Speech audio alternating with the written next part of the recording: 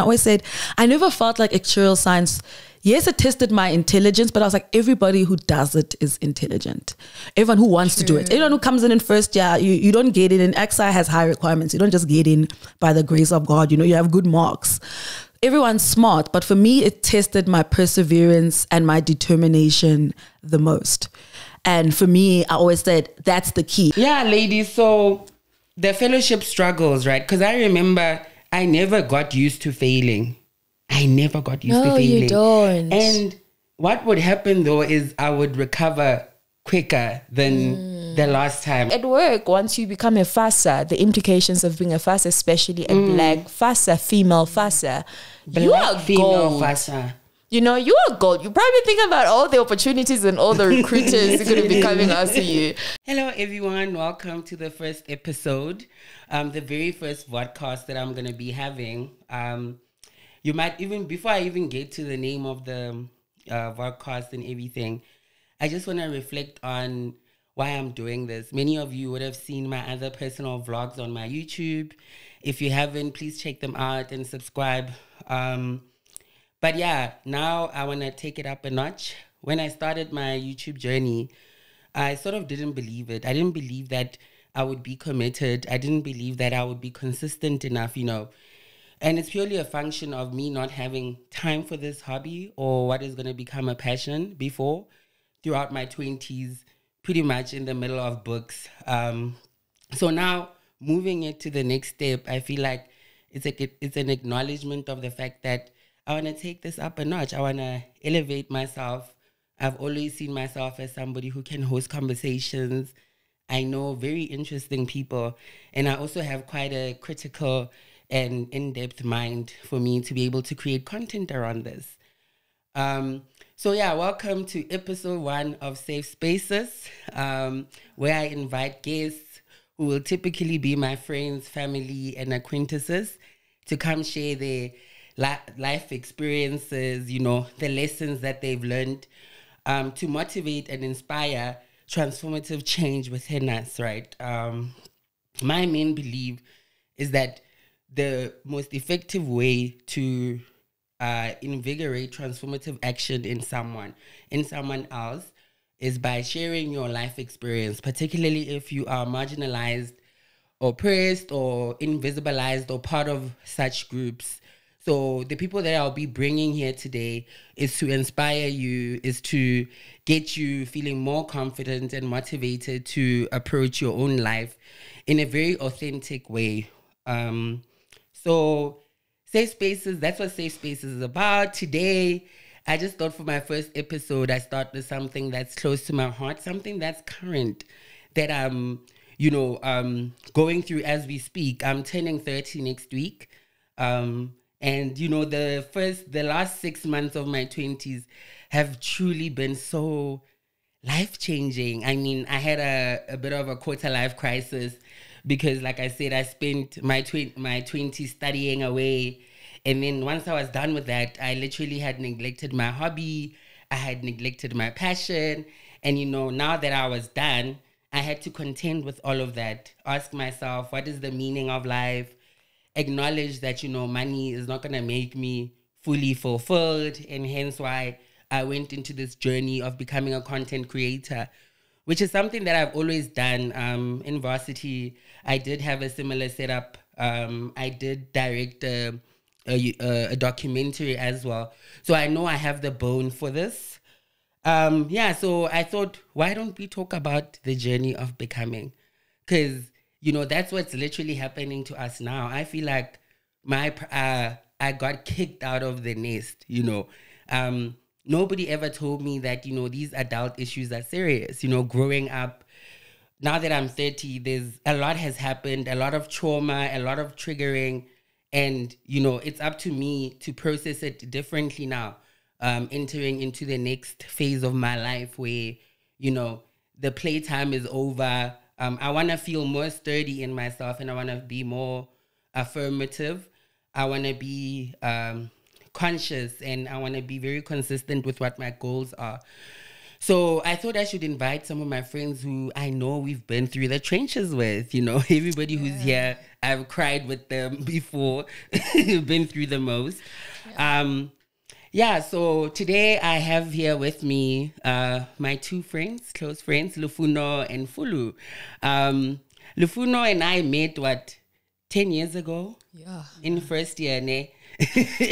When we were studying at UCT, we didn't know that the trenches, right? Yeah. We didn't know that, you know, the journey would be so, like, you know, tragic, if I were to say, describe it in the most negative word possible. But yeah, friend, I think we were reflecting the other day that, you know, we were at stats, freaking out that we're not going to meet the minimum requirements to get to second year, you know. And more than that, I think the sisterhood that I have with Lufuno stems from, you know, being the black sheep in the cohort that we're in varsity, because Lufuno and I were very outgoing, outspoken, you know, and we didn't fit the archetype of like a typical actuary, which is like nerdy, you know, bland personality, spreadsheet driven. So for a while we had like that crisis within ourselves of trying to locate ourselves within this profession that we're trying to enter, right? But in that moment where we had no one, we had each other, right? And we were pushing ourselves and going, you know, for this goal that we finally achieved now, you know. So thank you for coming, Lufuno. Thanks for having me. Yeah. And the other person that we have here is Fulu. Hi. Fulu is a very interesting one because Fulu actually started as somebody who I took under my wing. Yeah. At work, you know. So I was walking to my desk. I see this, you know, petite, vendor girl. You know, she's looking all lost and whatever. No way! I will not have lost on my reputation. No ways. No, you need to acknowledge, and that's what I want to say, Ho. Like, you actually, that was your bottom in my eyes, right? Wow. Yeah, because the thing is, Fulune, you know that though you were looking for some few things in the office you couldn't find. Okay. So then that's when I accept that. But I also recognized your energy, you know, and I was like, okay, there's gonna be a connection here. So that's when I involved myself in your business, I guess. Yeah. But I think our relationship, my studies. You inserted yourself in my studies. You're like, I got you, and I'm like, okay. But yeah, okay. Yeah, yeah, Fulu. I wanted to just say that, like, you know, I've seen you transform, and now you're like an idol to me. Now it's like so weird, and I was thinking, like, you know, guys, if I mentor you, I'll only mentor you if you're gonna surpass me, like, true. You know, and I feel like you got, at some point I realized, like, you know, you had outgrown my wing, you know, and now, like, I'm sometimes in your wing and you're sometimes in my wing. Yeah. I mean, you'll just speak a bit more about what you get up to, but even this content creation journey, you know, I'm on it with you as well. Yeah, so that is the background as to who's joining us today. Ladies, I don't know if you want to give it a go introducing yourselves and telling my viewers a bit about yourself. I'm trusting you to do justice to your own stories and come through. Come through with the journey. Okay, so my name is Lufuno Netshitenzhe. So I'm a consulting actuary, under the banner of an associate director. So I guess my journey really starts out. I guess I went to 4 Ways High I really didn't know what I was gonna do with my studies. I remember in matric kind of sitting there thinking, okay, well, the only things I really know are to be like an accountant or a lawyer or a doctor. And I thought, okay, I don't want to be a lawyer. That sounds like too much reading. And then I think I went for a day at one of the firms for an accounting, and I was like, no, this is not going to work either. So I was like, okay, the only thing left then is to be a doctor. And then one day my maths teacher calls me into her office and says to me, always, it's always the math teacher. she says to me, what are you going to study? And I said to her, I'm going to study medicine. And she says, no, I don't think you should do that. So I said, okay. Then she says, no, I think you should study actuarial science. I mean, I didn't even know what she was talking about. I was just like, okay. And then she's like, no, I think, as a black woman, there's so few in the country.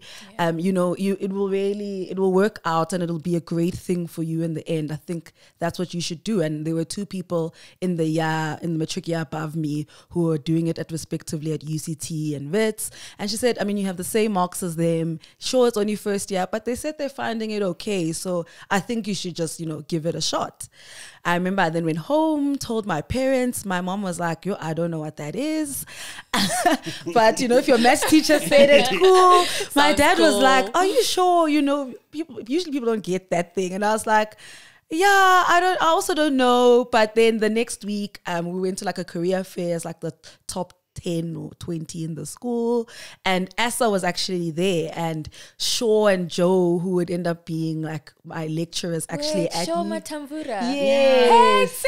So Shaw and Joe, who would act, and Joe ended up even being my supervisor in honors. Yeah, they were actually at the Asa stand at that career fair. Wow. So I had a conversation with them, and anyone who went to UCT and knows Joe, she was such a big personality, and I thought, okay, well, this is not the typical, everyone's boring. This is, I can see myself in this lady, and they had a conversation with me and said, what are the maths marks looking like? I told them, then they said, no, you should definitely do it. And I thought, okay, after that, my mind was like set.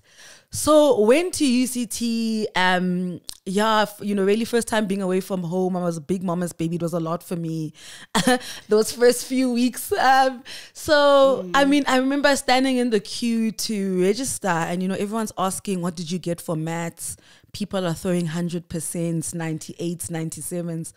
I'm sitting there with my 92. I remember calling my mom that night. I mean, I had registered, but I called her and I said, Ma, people have serious marks out here. Like, mine felt like the lowest in this queue. So I'm not sure if I'm going to make it. And she was just like, it's still early days. Like, it's too early to say no. And yeah, I mean, I was failing maths my whole first semester. Even it was actually a lot for me. Like I was just like, girl, they even told me I should drop out. Like they were like, girl, this is not for you. Yeah, they were like, girl, you should probably consider like dropping out, because like maths is the least of your problems in this whole degree. And I was like, no, it will come right. Like I don't know what random belief it was. I just always kept thinking, but it's gonna come right. Yeah, I'm gonna get it. Yeah. And second semester, then I started getting 80s from just started making up the marks, because you need to get 70. Yeah. Then as Tato said, we started, I don't know how we randomly sat together in that stats class week in, week out, wondering if we're gonna, because now stats, like never mind maths. Now the maths was like, okay, this is sorted, but now the stats are showing me something else, and I was like, when does this trouble end? It doesn't end. Yeah. And I think throughout the journey, but for me particularly third year, I felt like everything else, like I managed, but then in third year was just a whole other playing field that I just was not ready for. And yeah, that was a lot. I mean, I failed contingencies in the second semester, and by God's grace, they allowed me to continue it in the next year, in the honors year. I remember, I think there was a week in that final semester of honors year, writing like 5 exams like in 1 week, and it was just madness. But yeah, in the end, I got it, and it was weird because I always felt like, afterwards people always ask you, would you have changed it? Would you have studied something else? And I always look back and I go, no, I don't think I would have changed it. Like I was happy. I really enjoyed the challenge of the degree. I enjoyed how it continuously made me stretch my thinking, how the work ethic and working smart, because you were doing a lot of courses. So given that at UCT, it's embedded with commerce courses. So I found it very interesting. And I think the way UCT set it up for me in terms of allowing even that broader exposure, so you weren't just always doing actuarial subjects, for me really made the whole experience quite enjoyable. You know, you then leave university. I mean, I didn't have much exemptions. I only left with like 3. So I know that will be motivation for a lot of people, because that's also another one. And I didn't know the implications of it. I really didn't think that deeply when, you know, I wasn't getting exemptions in varsity. I was just like, oh, I'll just write it after. Like, it can't be that serious. Like, you know. Then you work and study and start realizing that I don't even think that necessarily that the exams were like, especially needing to finish like the A100, A200s, but, you know, showing my age, we were calling them the CTs in those days. You know, it needed just time. You needed time to practice the concepts and everything. And given that, you know, at varsity, I'd already gotten them. But that juggling work and studying was something that I didn't think I thought through. So, you know, it didn't take me long to get through the CTs. That was fine. I then moved to a new company. So I then moved to consulting. And yeah, that was when things got interesting. So I always say I actually arrived at my new job with just CA1, the 2 CTs and fellowship left. And that took me like another 4 years. So it was quite the journey. I mean, I think there's only like maybe F106 was the only one I wrote once. Everyone was at least the 2 times. And that was, the 2 times was fine, because I always felt like when I didn't pass, I just knew, I probably didn't study hard enough. Let me just study again. And then usually not even usually, all the time up until fellowship, that worked. I got to fellowship and, failed the first time. Oh, let me just study a bit harder. Okay, failed the second time. Maybe it's just still a bit more, like I just need to study a bit harder again. Don't get it. Yeah. Third time fail, I'm like, okay, well now I'm at odds. Like I don't know anymore. I was like, okay, I don't know what to do. You know, and I remember crying on my couch for like 2 weeks, like really just defeated. Like I didn't know what to do anymore. You know, it kind of felt like I'd worked so hard to get to that point, and you know, maybe this was the end of the road for me, and maybe I needed to accept that, you know. And then, you know, my help at home and Tados, we had so many conversations, you know, they really, and my friends and family really like picked me up in terms of, you know, you need to give it one more shot. And the idea actually came from my mom that, you know, why don't you try out counseling? I'd never used any ASA resources. I'd never done counseling, I'd never done anything. And she said, well, maybe you need help. Like, you know, that sounds like what needs to happen now. And for me, I went and then used every single piece of help I think I could find. I literally did the counseling. I did the academy. I had so many people marking my scripts. And I remember one of the people who was helping me actually 2 days before the exam actually said to me, well, if you write like this, you'll pass. And I thought, you know, I'm such a nervous wreck at this point, because the desperation to get it was real. I was just like, this is all I've ever wanted. You know, my whole life I've been working towards this. I don't know what my life will be if I don't achieve this. And I think that anxiety also caused, you know, issues in previous attempts. I remember one attempt where I just cried because I saw a question that I didn't feel like I knew what was happening, and it just, you know, sent me for a tailspin, and I just struggled to recover. So for me, it was really a lesson. So I eventually got it that 4th time. So for me, it basically was a lesson in getting help. You know, so much of my life I'd been, you know, I really didn't need to depend on anyone but myself to achieve what I need and to achieve what I want. And this for me was like, you know, outside of varsity where you had the tutors and stuff, but that was almost like normal and part of, you know, studying. You have tutors, but now this was, you know, there isn't just a random tutor sitting around. You know, you need to figure out how to get there. And yeah, I think for me it was a very important lesson. I've been very much I can do this and do this by myself person, you know, for my whole life up until that point. And it was a very important lesson. You know, on the other side of qualifying, I highly recommend. Oh, wow. Okay. I highly recommend. Please do it. I think, you know, and like Tato says, you know, for us, it's really been, even for me, you know, it has been a journey of these exams stole our whole 20s. But the freedom afterwards, both the financial freedom and the stress-free freedom of not needing to study has really just opened up our life and all the things. We've just been able to live the life we always wanted to live, and I think for me, that's been really worthwhile. You kept asking yourself, they're like, people told you this thing would be worth it, and you're like, but I'm not really seeing it. But on being on the other side of it, I can 100% say, it's been worth it, so worth it. No regrets. I would even do it again. Even writing fellowship 4 times, I would redo that. I think it was an important building lesson, but also an important lesson and also an important opportunity for us to be able to enjoy our lives while we're still, relatively young. I turned 30 2 months ago, so I was still third floor, relatively young. But I think it's been a really great journey, and I encourage anyone that's on it that, I always said to people, and people would ask, first years coming in, actuarial science, and I always said, I never felt like actuarial science, yes, it tested my intelligence, but I was like, everybody who does it is intelligent. Everyone who wants to do it. Everyone who comes in first year, you don't get in. And XI has high requirements. You don't just get in by the grace of God. You have good marks. Everyone's smart. But for me, it tested my perseverance and my determination the most. And for me, I always said, that's the key. It's not necessarily intelligence, everyone's intelligent. It's going to end, in the end, it's going to come down to your determination and your perseverance. It's going to test how badly you want it, because you're going to fall a lot of times. And if you don't really want it badly, it's quite easy to give up on it. Sure. But yeah, that's my journey. I love might that, as well Lufuno. just close the interview. Go out, we're done. She preached, we can leave now. And she answered so many questions that I had in my head. Yeah, no, she did. She spoke about the beginning of the journey, when we came in first year, big heads, of course, in our own bubbles. I remember I came from a small town, then I get there and they're like, no, the number 2, the top 10 in the country. This one is number 2. This one is number 3.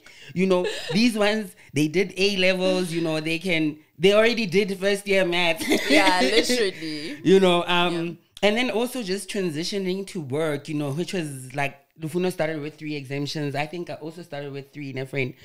And that's how we ended up spending our 20s writing, because every 6 months, you had 400 to 600 hours to study, Yeah.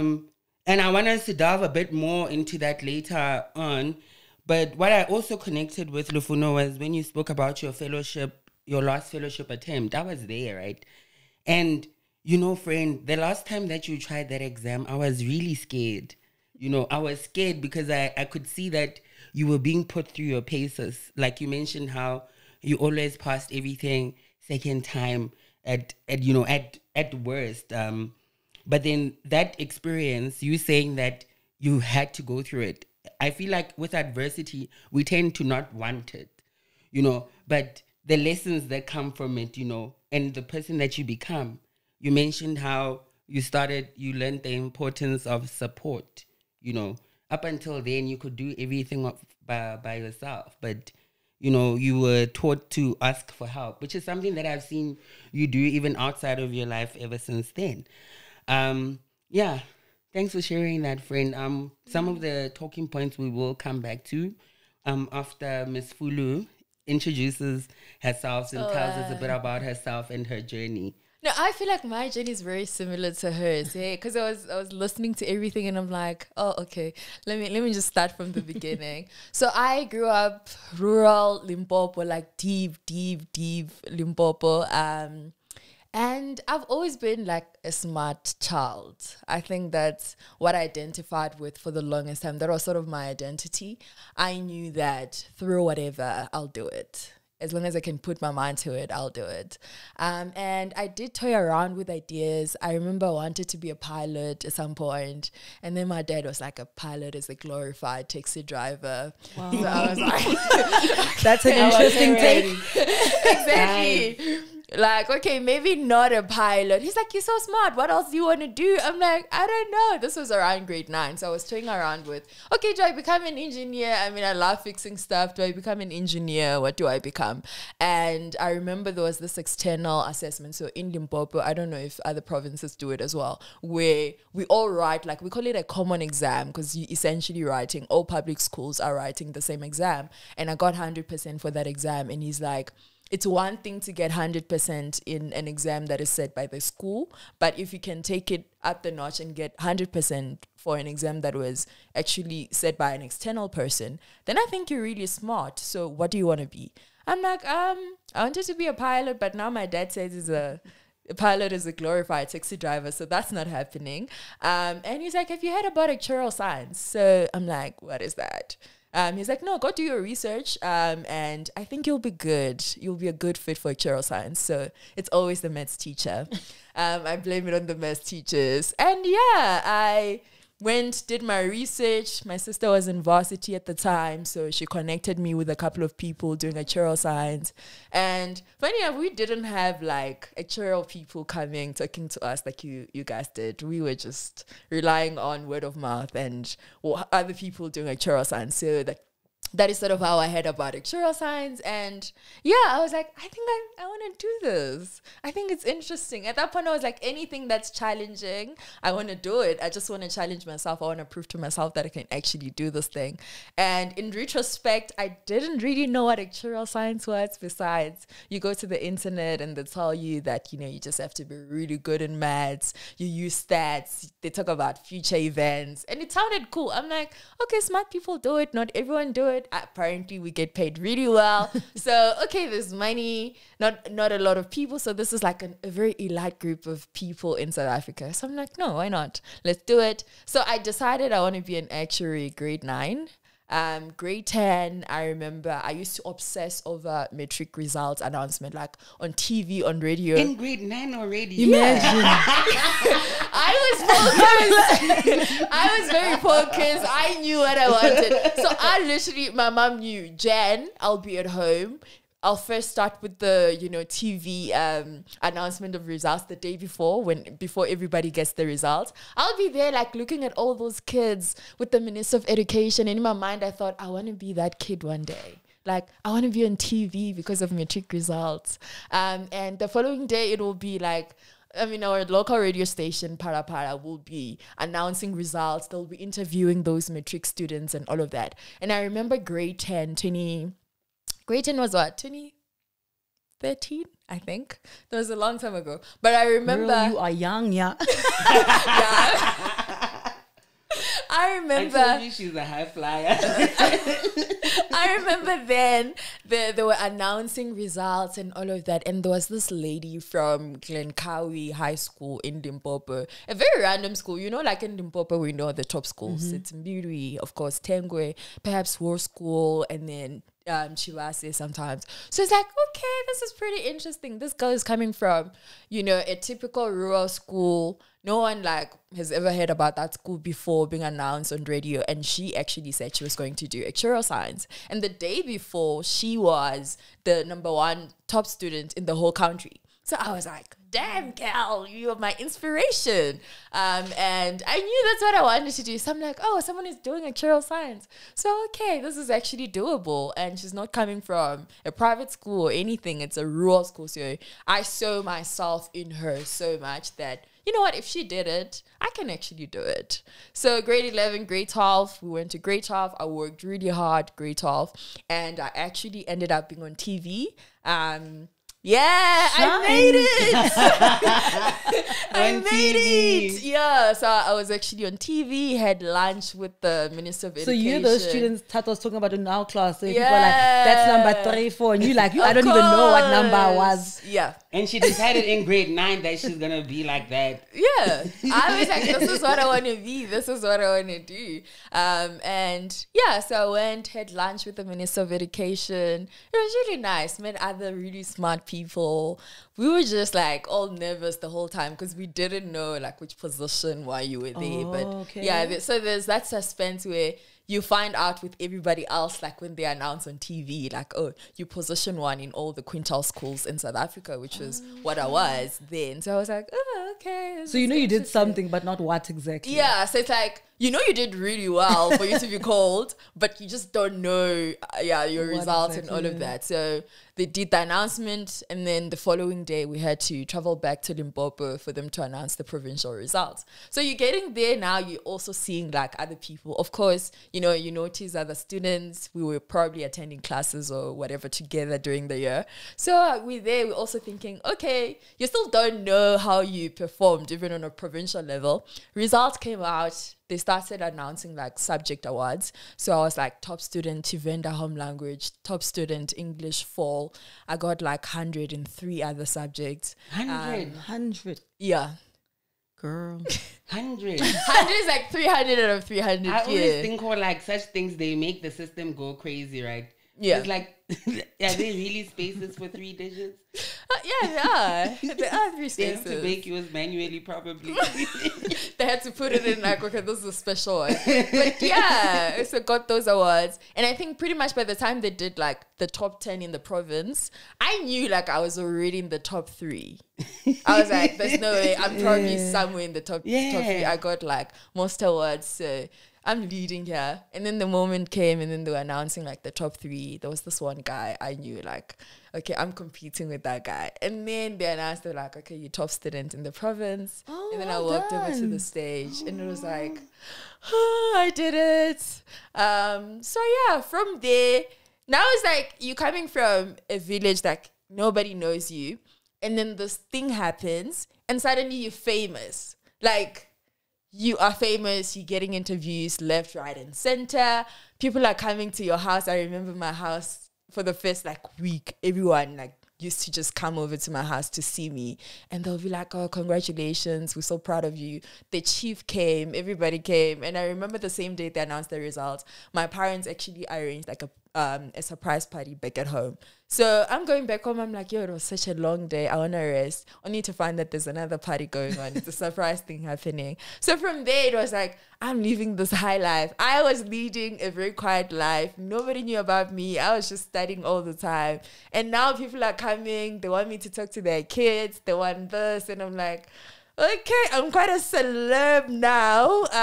So it was Jan, and UCT only starts like somewhere end of Feb. So I had like 2 free months of just sitting at home and talking to people, talking to kids. I did a lot of motivational talks for rural schools in my village and also just outside near villages as well. So that was really interesting. So I think starting the year, I didn't really figure out who I was becoming, where I was. It was just a thing of, let's just roll with the flow. You're getting interviews now. You've been called everywhere. Just, this is what's happening. Enjoy that. I enjoyed that pretty much the whole of Jan, and then Feb, I had to now think about, okay, UCT. UCT already like confirmed everything. Actuarial science, we're going in there. I knew the registration dates and everything. So now it's a thing of, okay, you are leaving small town Limpopo. You are now going to Cape Town, right? You get there, it's a cultural shock because you're like, okay, first of all, everything looks big here. People seem to know what they're doing. So that adjustment to a new environment, I totally felt that. And I think my other thing was just around making friends, right? Because I was like, I don't need people who are going to be bad influence. So I need to really choose my friends really well. It took it took me time to actually find my tribe, I remember. But eventually when I found people with like similar goals, interests, we got along like a house on fire. We're still friends even today. So those people really carried me through the whole journey. And I think my other thing was that I didn't do accounting. I didn't do economics. So I did like pure science stream. So geography, life science, physical sciences, and maths. So I also knew like I was going to now start doing accounting because it's actuarial science and I'd never done accounting. And I remember I met a friend who did accounting and they were also doing actuarial science. I was like, you know what?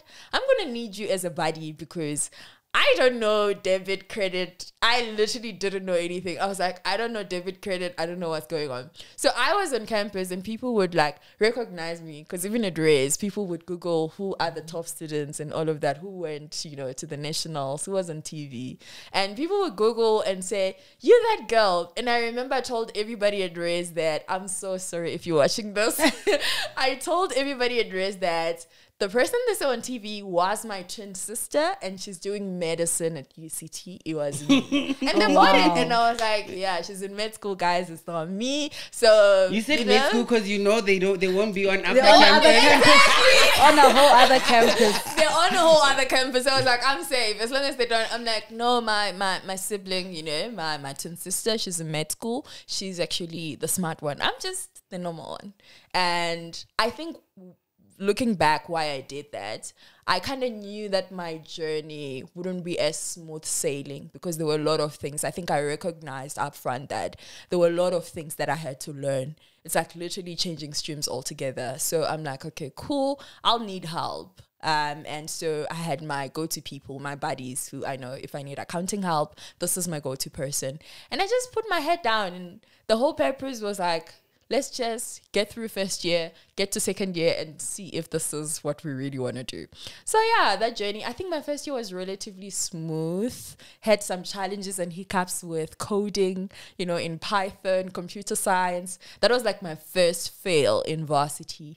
And I remember that hit so hard. It was a Friday, they released the test results and I got a 49. I remember just closing my laptop and crying the whole night. So my mom is there the following day like, so you failed? I'm like, yeah, I failed pretty much. And she's like, did you at least look at the past paper to sort of see what went wrong? I'm like, I don't want to see it. I don't want to see it. She's like, but how are you going to improve if you don't know what went wrong? Because you're going to be writing another test soon. And if you don't know what went wrong, you're going to make the same mistake and we're going to be in the same position. So look at that past paper. But funny enough, I looked at the past paper, I looked at the memo, or not the memo, I looked at, the memo and my own attempt. And I figured that they didn't mark my last page. So it wasn't a fail. I managed to pass with like a 51, but I had already cried that I failed. So it didn't really matter. But yeah, they corrected that and I just got help for computer science. And I think I learned really quickly to sort of ask for help because I knew that was the only way I was going to catch up with everybody and survive first year. So qualified first year, very smooth. Second year, stats was dealing with me, but got help quickly. And then we sailed smoothly. Third year, contingencies. That's the lowest mark on my transcript. I just managed to pass but missed the exemption in the end. And then fourth year, I think I really, really enjoyed fourth year. That's when I found myself and I was like, I think I made up for this actuarial science thing. I enjoy this thing. And the research as well, we did a research paper. And I was like, this is interesting stuff. I think I'm set out for this. And at that time, it was like, get as many exemptions as you can. I came out with like 8 out of the 10. Look at you, girl. Shine. Best trajectory. Yeah, and then started working, faced the same struggle, juggling work and studying and trying to make it through. And I remember, I mean, I also had some fails along the way. I remember I struggled with CA1. Tato came in, helped out a bit with resources and just getting through the whole thing. And I think that helped. Finally got it. Went to do, you know, STs or F100s. Go through those pretty quickly. And then the fellowship. It was just like, no, girl, not now. So I'm in the same journey with you in terms of struggling with my fellowship. And man, I think when you're in it, I was just like thinking that you are 2 steps ahead of my journey because you finally managed to get that right. And I think when you're in it, it just feels, I don't know how to describe it, but it feels bigger than what it actually is. It really feels bigger than what it actually is. And you also thinking, but girl, you've come so far. You are literally 1 step away from that FASA, but it also just feels like it's so far away. Like it is so far away, but it's here. Like the journey has been really long. You're like one step away, but that one step feels like a stretch. So yeah, I think that's where I'm at with my journey. Oh, girl, you'll get it. Keep writing. Yeah, no, Keep of going. course. But Never then you know stop. what, ladies? I want to actually discuss this thing you're failing. You Yeah. know, we all spoke about how, you know, we were high flyers, you know, Of course. and the quick humbling that happened in the first year. And Yeah, then, it like, you know, does. even now, like, you know, I remember I also struggled with CA1, failed it. Yeah, ladies, so the fellowship struggles, right? Because I remember I never got used to failing. I never got used to No, failing. you don't. And what would happen though is I would recover quicker than the last time, right? It used to take like a week, Lufuno, for us to recover from a fail. So I just wanted to ask you guys, like, why do you think failing felt so bad? I want to link it back to the elephant in the room, which is that we're literally trailblazers in our industry. Yeah. How many Black women are actuaries right now? Yeah. And what weight are we carrying on our shoulders? I always felt like what you said, Fulu, that failing felt more painful than it actually is. And I think a lot of people can relate, because the same thing happens if let's say you're poor and you're writing these exams, you know, failing, it's not like somebody who has security. Yeah. When they fail, they don't it doesn't affect their entire existence. Yeah, it So, doesn't. Yeah. Can you please share how you deal with failing and how you have processed it? So yeah, I agree with you. I think that being a high achiever your whole life means that when things don't go well, it's a bit difficult to process. Yeah. So yeah, I think for me that was also, it's been, and you know, like she mentioned, you know, this being such a smart person becomes your whole personality. You know, it's who you are. The minute that doesn't seem to be the case, now you're like, It's a crisis. okay, It's a crisis. am I not who I think I am? You know, you Yeah. start questioning yourself. I think for me, it was always important. I guess my mom was very helpful, right? My mom would always, like, she'd be like, girl, you're not like special case. You're not a special child for failing. She was always just like, girl, I've been. She was like, no, you're not special. Please, I need you to understand. Like, that's just a part of life. But I think for me, how I would get over it, I think I'm a big crier. I would cry and then I would just tell myself, you know, pick myself up and we're just going to try again. And like, there's just no two ways about it. And I think talking to people who had gone through similar journeys, similar levels of failure meant that you start realizing that. And I think even if you just notice the pass rates, you don't take that into consideration in the sense that the pass rates are low. Most people actually failed. You are not some lone child. You're not the one person who failed the exam. You know, it wasn't 99% pass rate and you're the one person that failed. More people failed than actually didn't. And I think once I started taking that into account, I started thinking that, well, you know, I'm actually not alone in this. We're actually quite a few. And the lesson is, I guess, just to pick yourself up, see what other resources you can make use of. And try again. I think having met people who did 7, 8, 9, 10 attempts, you're like, listen, your little 2, 3, it's not that deep. You can keep going, and other people have. So, you know, just, you know, yes, cry, but, you know, pick yourself up and start again. Yeah, true. I think I'll also cry, but during my UCT journey, I used to cry it out a lot. When I started working, I kind of didn't know how to cry anymore. I don't know, I just say my eyes dried up. I just didn't know how to cry anymore. So I've now like pivoted to either talking or like journaling, just processing. Like, okay, why does it hurt so much? I'll probably just sit down, write that, why does it hurt so much? And what I realize is when I'm mourning or fail, like my last fellowship attempt, when the result came out, I realized that I wasn't only just crying or like mourning because I failed, but it's all the implications of failing, like the salary increase. You think about that because that's money. You also think about, you know, the time that you're spending studying, and other things that you feel you want to do. Because let's be honest, if you are going to try to do everything at once, you're not going to give these exams your best shot. And for you to be able to make it in these exams, you need to focus and give it your best. Otherwise, it's another fail. So you also think about that. And, things like at work, once you become a FASA, the implications of being a FASA, especially a black FASA, female FASA, you are gold. FASA. You are gold. You probably think about all the opportunities and all the recruiters who are going to be coming after you. And yeah, you just think about doing it again. I think doing it again takes so much strength, not only physically, but mentally as well. I feel like first attempt, you fail first time. I think that's what happened last year. Failed first time, and I kind of felt, I can actually, do this again. Probably just didn't have enough time to go through everything.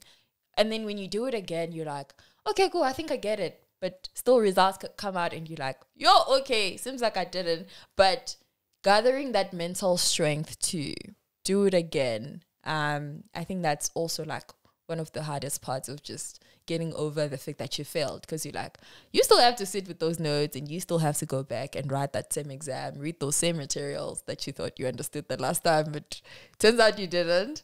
And yeah, all those other things, taking all those things, writing them down and expressing how I feel and why it matters so much, because it's not like the world is ending. It's not like people think any less of you because you failed. Maybe some people do, but most of the time my friends don't even care, that I passed an insurance exam or not. I'm still their friend. My mom is not going to come up tomorrow and say, you're no longer my daughter because you're not FASA. But yeah, it just feels big, but most of it is in your head. So I think getting over all those thoughts and all those limits and barriers that we put on ourselves, that's how I get over failure. And I think contending with failure and dealing with it is one of the most important coming of age, what do I call it? Coming of age lessons, where, we need to now understand that, there's so many things that we're doing. Back in the day, all we had to do was pass an exam. Yeah. Now there's so many other aspects of our lives where, we have to show up. We have to give up getting 100% in that so we can at least get 80% in more things, right? Yeah. Fulu, I wanted to also just ask about Fulu and Lufuno. You decided to take a break. You talked about how coming back, and recommitting yourself to writing the exam. Yeah. You took a break for, I'd like us to share with us what went through that process, right? Because like you said, it was difficult to say that I'm putting my, the pay raise on hold. Like we heard Lufuno saying that, it's popping on the other side. Of course, we all want to be on the holding back the benefits. We all want to be there, yeah. Because once you become FASA, even your salary gets adjusted, benefits start increasing. The next day, people literally change. I remember you're a big shot. Let's be honest. The next you day, become people a big were shot. but I always keep saying that the journey of becoming an actuary is in the training, right? Yeah. Not the passing of the exam, but it's still something that we're obsessed about. Yeah. But the other thing that I wanted to ask you, Fulu, is in your break, you have become a content creator, right? Yeah. You launched a business. Yeah. So I feel like it's leading back to this question, balance, right? Yeah. Because Lufuno, as you were writing your exams, you were also editor of the Actuarial Women's Committee newsletter. So, how does having a balanced life help with those decisions? Well, I think for me, let's just start with why I decided to take a break to begin with. I have been, from straight out of university, I was writing every single exam session. And sometimes I'll go for 2 exams in one session, because I was just let me go aggressively on the exams, get the exams out of the way as quickly as possible, and then try to establish myself not only in the profession, but also in the things that I feel I care about. So try to build a life, not necessarily based on, I am FASA or whatever, but try to incorporate other things that I'm passionate about into my life, because I feel like not a lot of people have the privilege of actually getting a job that speaks to all their passion. And I don't believe that I have one passion. I have multiple things. There are multiple parts of me where I'm like, I don't think one job can satisfy everything. So that was the whole thing. And then after, you know, writing the fellowship 2 times and it didn't work out, I kind of felt like mentally I was exhausted because of exams. I had to be honest with myself. And that was really hard, admitting to myself that I am not in the best of space to actually go for another attempt. It was really hard because you're thinking, oh, you're adding 6 months of not writing exams. You know, it feels like you are, instead of you trying to shorten the journey, you're elongating the journey, because now it means you meet. What if you write in this session and it goes well and now you're not writing and all of that? But I had to sit down and be honest with myself to say, if I am to give this the best shot, I need to make sure that mentally, physically, I am okay before I can continue with this. Like, deal with everything else that I've been like going through, that I've just pegged there and not really addressed before I can go on. So that's sort of the reasoning and everything that went behind taking the break. And within the break, I was like, I want to figure out who I am, because I had spent the past 3 years writing exams and I was just thinking, what do I like? You know, what do I want to do? What do I want to be remembered as? When people think about me, oh, let's say I'm dead, and people have to say, describe who I am, what would they say? The things that I'm passionate about, or the things that I'm doing right now, are they in line with what I want to be remembered for? What impact do I want to make in the world? Okay, besides actuarial science, that's good, but what else is it that you want to do? And that's when I started a business. I was like, I've always provided services. I've tutored at UCT. I've tutored even after university. With content creation, I actually started that in my first year of work, because I was also trying to find something that I do on the side that isn't stressful. It doesn't feel like it's a grind, but it's something that I like, and I always enjoy like making videos and all of that. So I was like, let me find, you know, content creation, sell that. And now with the business, I was like, okay, cool. Let's try to sell a product and see how it goes. I've always sold services, so let's try out a product. Let's see how entrepreneurship on a product basis sort of works. How can I scale this thing? How can I make it work? And I'm like, I have all this time. I'm not studying.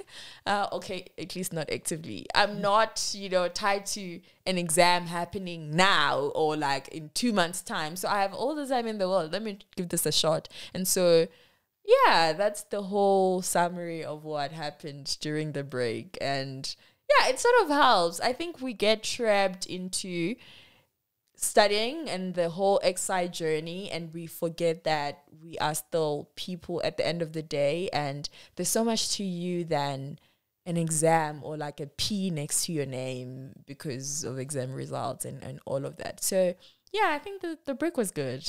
Really nice. needed. Thanks for sharing that, Lufuno. No, Fulu, sorry.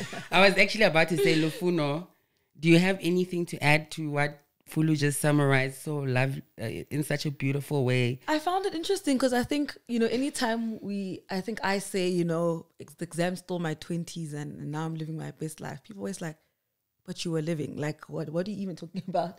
Yeah. But I think, yeah, there's a lot of sacrifices that come with it. And it is easy to make it your whole life and your whole personality. Yeah.